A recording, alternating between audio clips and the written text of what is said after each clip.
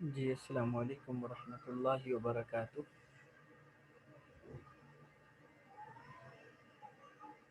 جی السلام علیکم ورحمۃ اللہ وبرکاتہ۔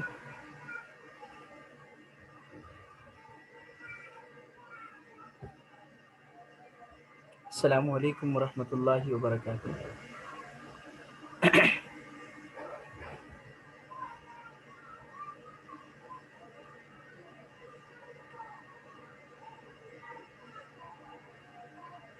جی بسم اللہ الرحمن الرحیم۔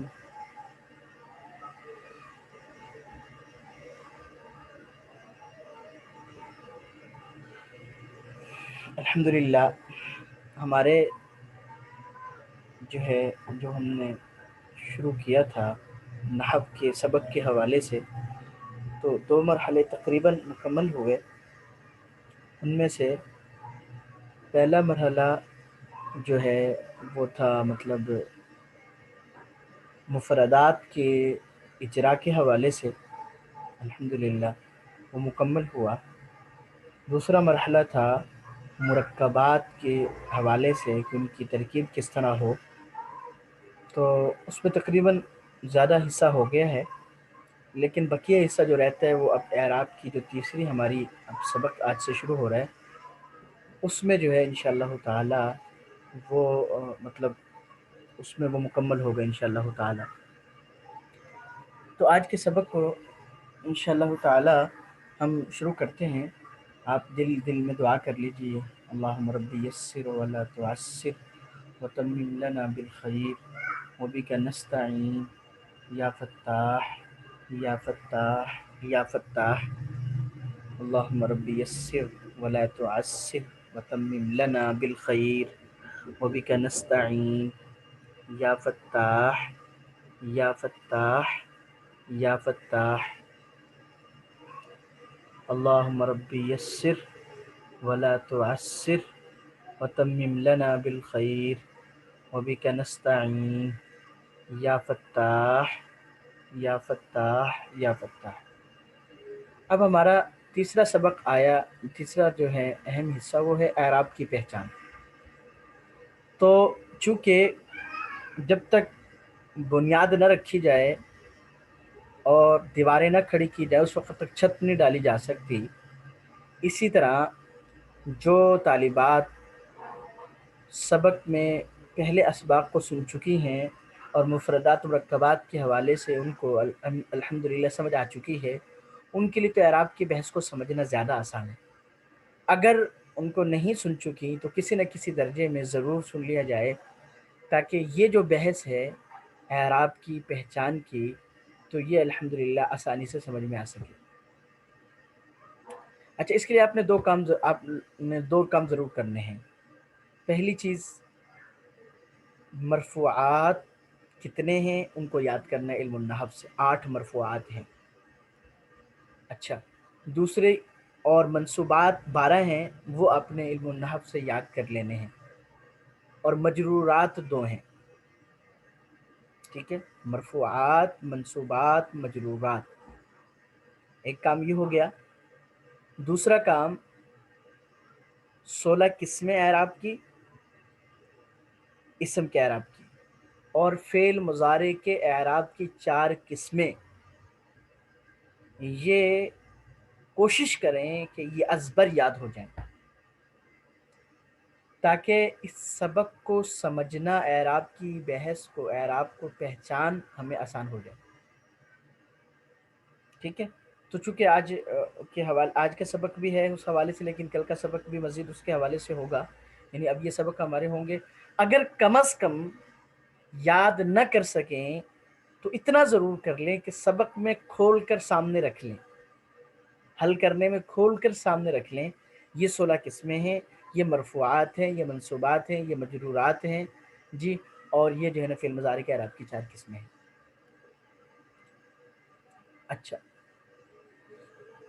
اسم پر اعراب کس کس طرح آتا ہے اس کو ذرا سمجھ لیجئے گا۔ لفظاً، ٹھیک ہے، لفظاً اس کی 2 قسمیں ہیں۔ اعراب بالحرف، حرف اعراب بالحرکت. تو پہلے یہ تھوڑا سا لکھنے میں اوپر نیچے ہو گیا، پہلے آپ اعراب بالحرکت کو دیکھیں. 16 قسمیں اسی اعتبار سے ہیں، لہذا اعراب بالحرکت. اعراب بالحرکت کا مطلب ہے کہ اعراب آئے لیکن زبر، زیر اور پیش کے ساتھ آئے. زبر، زیر اور پیش کے ساتھ آئے. زیدن، زیدن، زیدن. ٹھیک ہے، زیدن، زیدن، زیدن، زیدن، زیدن، زیدن.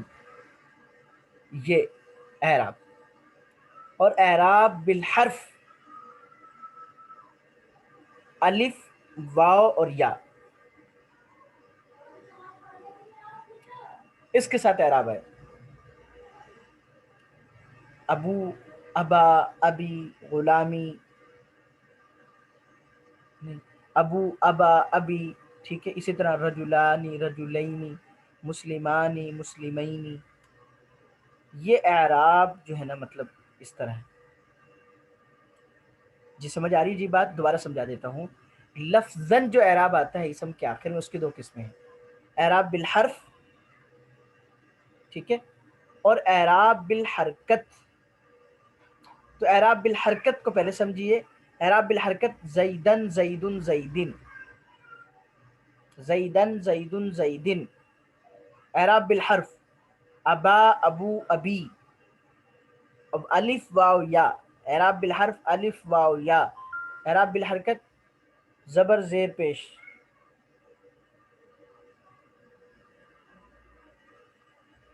زبر، زیر پیش.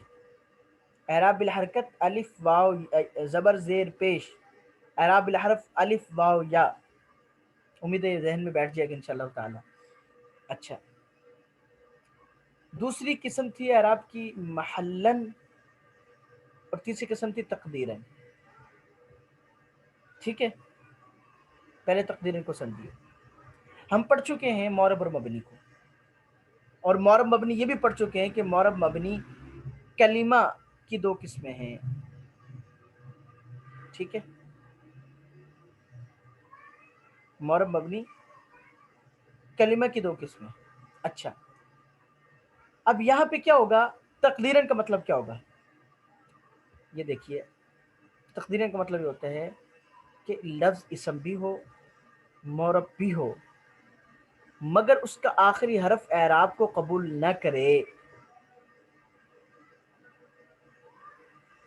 یعنی قبول نہ کرنے کا مطلب یہ نہیں ہے کہ وہ دروازہ نہ کھولے. جی یہ چیز نہیں آئی. جیسے وہ مطلب آج کل جاہلیت کی وجہ سے یہ چلتا ہے جی، وہ اگر کسی نے طلاق لکھ کے بھیج دی نا، تو وہ خواتین والے کہتے ہیں بھی ہم نے تو رسیو ہی نہیں کی تھی. تو اس کا مطلب یہ نہیں، اس کا مطلب یہ ہے کہ بھائی اگر آخری حرف ایسا ہو، اگر اس پر زبر زیر پیش پڑھا جائے تو اس کا زبر زیر پیش جو ہے نا وہ اس کی اصلی حالت جو تھی اسم کی وہ بدل دے.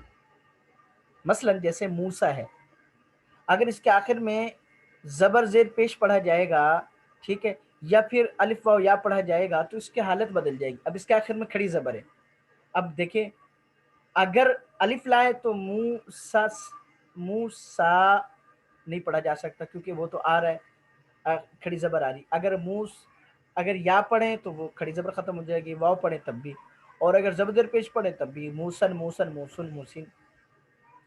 تو مطلب یہ ہے کہ اس پر اعراب پڑھنا مشکل ہو، معرب ہو لیکن اعراب پڑھنا مشکل ہو، تو وہاں پر تقدیراً یعنی فرض کرنا مرفوع اور منصوب اور مجرور کہلائے. مثلا حالت رفع میں ہے تو مرفوع، حالت نصبی میں ہے تو تقدیراً منصوب، حالت جری میں ہے تو تقدیراً. ٹھیک ہے جی. اچھا، اگر اسم تو ہو لیکن معرب نہ ہو بلکہ مبنی ہو، اسم تو ہو لیکن بجائے اس کے کہ معرب کے بجائے مبنی ہو، تو پھر وہاں پر ہم کہتے ہیں محلن. صورت وہی ہوتی ہے، سیم وہی صورت ہے، لیکن محلن کیونکہ مبنی تو اعراب کو قبول نہیں کرتا، اس لیے یعنی عامل کی وجہ سے اعراب اس پہ نہیں آتا، تبدیل نہیں ہوتا. تو وہاں پہ معرب تھا، اعراب کو قبول نہیں کر رہا تھا، اس لیے وہاں پہ ہم تقدیراً کہہ رہے تھے، یہاں پہ ہم محلن کہہ رہے ہیں کہ یہ مبنی ہے. جیسے ہادہ ہے، جا ہادہ رأیت ہادہ مررت بہادہ، بات سمجھ میں آ گئی جی؟ تو یہ ان کو بار بار آپ ذہن نشین کریں، بار بار ذہن نشین کریں. اس میں سے ہر سبق جو ہے نا آپ کے سمجھنے کے لیے ضروری ہوگا کہ اس کو بار بار آپ ذہن میں بٹھائیں، بار بار ذہن میں بٹھائیں. جیسے دیکھو جو ہے نا اب دوبارہ سے میں عرض کر دیتا ہوں کہ اعراب کی پہچان کرنی ہے ہم نے، ٹھیک ہے؟ اعراب کس طرح آتے ہیں اسم پر لفظاً، پھر آگے اس کی دو قسمیں میں نے آپ سے ذکر کی تھی، بالحرف اور بالحرکت، ٹھیک ہے؟ پھر اس کے بعد کیا ہے تو محلاً اور تقدیراً. محلاً کہاں پہ ہوگا؟ جہاں پہ لفظ اسم معرب نہ ہو بلکہ مبنی ہو، لیکن اعراب کو اور مبنی ہو، یعنی مبنی جو بھی آئے گا تو اس پر محلہ نہیں ہوگا، ٹھیک ہے؟ جاء ھذا رأیت ھذا مررت بھذا ذالک، کوئی بھی لگا لیں. اچھا تقدیراً کیا اسم ہے، معرب ہے، ٹھیک ہے، آنا چاہیے اس پہ اعراب، لیکن اسم کی حالت ایسی ہے کہ اعراب کو قبول نہ کرے. تو وہاں پر بعض جگہوں میں تینوں حالتوں میں اعراب تقدیری ہوگا، بعض قسموں میں ایک آدھ جگہ میں ہوگا، وہ آگے ہم 16 قسموں میں کر لیں گے. تو الحمدللہ یہ بات امید ہے آپ سب کے سمجھ میں آ گئی ہوگی. تو یہ آپ نے ذہن نشین کرنا ہے تاکہ یہ بات ہمارے لیے مطلب ہمارے ذہن میں بیٹھ جائے اس سب کے اعراب کی 3 صورتیں، ٹھیک ہے؟ چلیے اللہ پاک سے دعا ہے کہ اللہ پاک کو کچھ حسن اللہ پاک سے عمل کی توفیق عطا فرمائے. السلام علیکم ورحمۃ اللہ وبرکاتہ.